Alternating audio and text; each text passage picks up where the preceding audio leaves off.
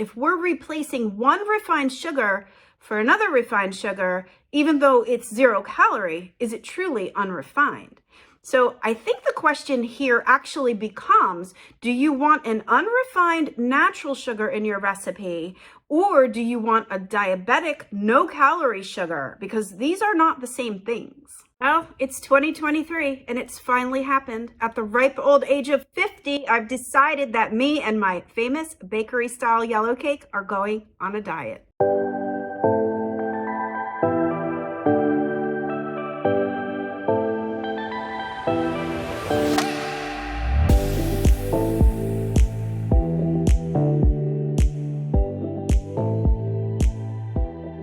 Well, technically, it's not really a diet since I'm still going to eat all this cake, but now with refined sugar-free and reduced oil recipes, I can bake my cakes and eat them too. But don't worry, the original recipes are still happening for those who aren't interested in the reduced calorie game, but for those who are, these lightened up recipes are still light and spongy and fluffy and delicious, just with way less negative impact on our health.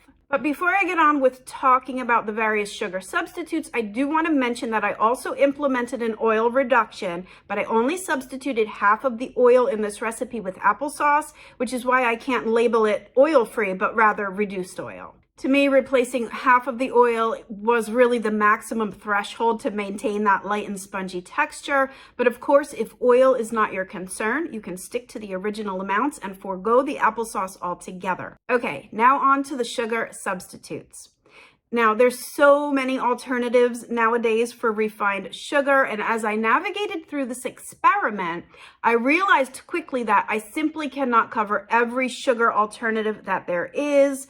So my focus quickly became an experiment to show you the differences between sugar replacements in liquid form versus sugar replacements in granulated form.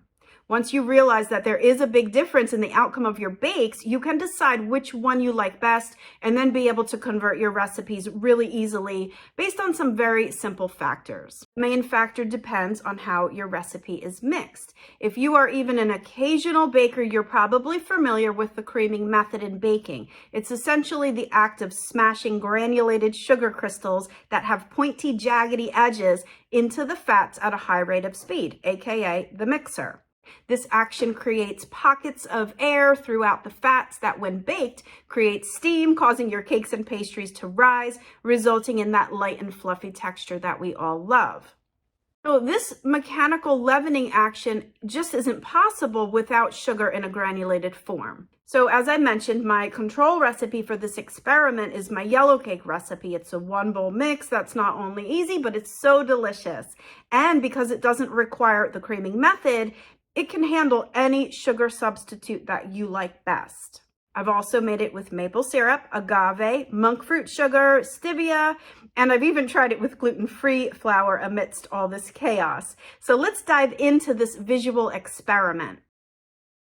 Spoiler alert, I've determined that my sugar substitute of choice is monk fruit sugar since it is a 1-to-1 replacement for granulated sugar. And this is important because if you're taking out a hefty amount of an ingredient like sugar, you have to replace that volume that you're taking out with an equal amount of volume of something else. So the 1-to-1 baking blends like stevia and truvia and monk fruit sugar have been created exactly for this purpose. All of these sugar substitutes have been bulked up with an ingredient called erythritol. So now the question is, if we're replacing one refined sugar for another refined sugar, even though it's 0 calorie, is it truly unrefined? So I think the question here actually becomes, do you want an unrefined natural sugar in your recipe, or do you want a diabetic no-calorie sugar? Because these are not the same things. So without turning this video into a huge debate about using erythritol and, unrefined sugar versus natural sugar, remember, my point for making this video is to show you the different results between liquid form sugars and granulated form sugars. So whichever one you decide, you can just see the differences in the end result, and then you make your decision from there which sugar substitute is best for you. So to quickly understand why liquid sugar and powdered sugars act differently in recipes depends entirely on the mix method of the recipe. And yay, my bakery style yellow cake recipe converts the best with both liquid and granulated forms of sugar because it's not a creaming method recipe. It's an easy one bowl mix where you essentially pour the liquid ingredients into the dry ingredients and then just whisk it to develop the batter. Now, I have done several tests with this control recipe and I've gotten different results on each one. You can see here, this is my original cake recipe for yellow cake with full sugar and full oil.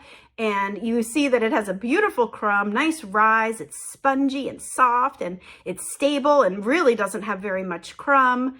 So compared to the recipe with the monk fruit sugar and then half applesauce and half oil, there really isn't much difference. And this is why for me, this one is the total win formula. But I've tried this modification with gluten-free flour, and while it was passable, the color was very dark and the texture was significantly more chewy.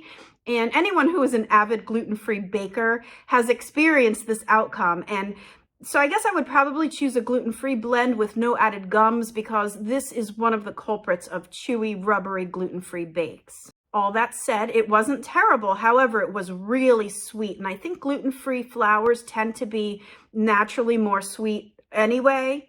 So keep that in mind. Now, using a liquid sweetener such as maple syrup and agave resulted in a really interesting outcome.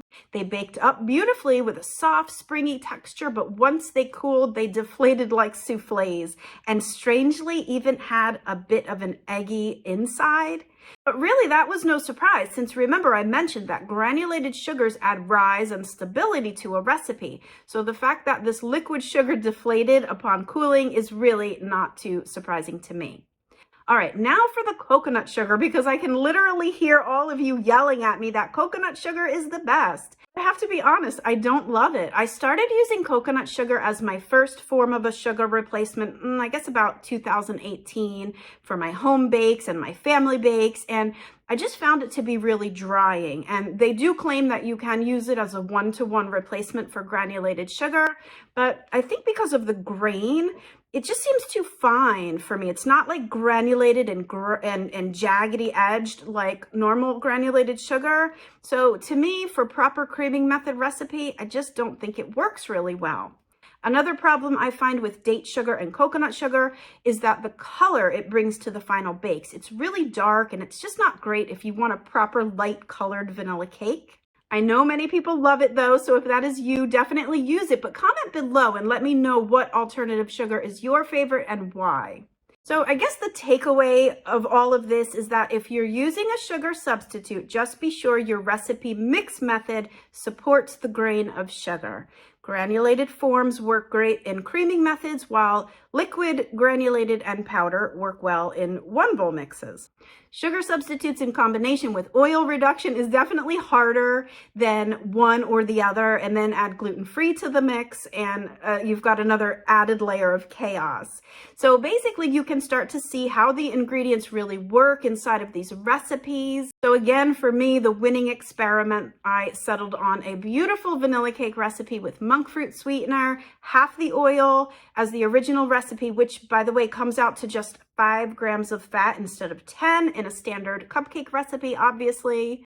And for me, it's baby steps really. And maybe next year I'll go completely raw, vegan, oil-free, refined, sugar-free, and gluten-free too. But for now, I'm going to enjoy this delicious, slightly healthier version of my bakery yellow cake recipe in all sorts of new combinations that I've got coming for 2023.